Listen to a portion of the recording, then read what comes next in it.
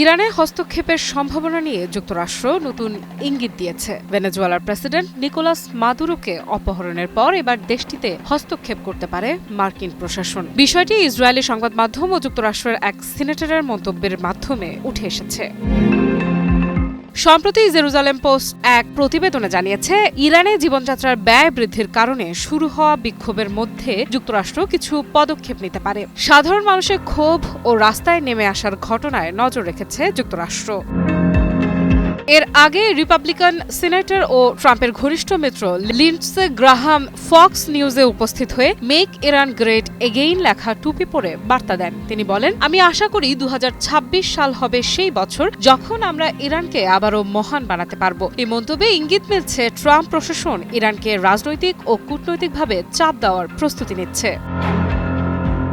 Maduro অপহরণের আগের দিনই ট্রাম্প হুঁশিয়ারি দিয়েছিলেন, যদি ইরান বিক্ষোভকারীদের হত্যা করে তাহলে যুক্তরাষ্ট্র হস্তক্ষেপ করবে। তবে বাস্তবে যুক্তরাষ্ট্র ভেনেজুয়েলায় অভিযান চালিয়ে মাদুরোকে ধরে আনে। এই ঘটনায় ইরান ও আন্তর্জাতিক মহলে নানা জল্পনা সৃষ্টি হয়েছে।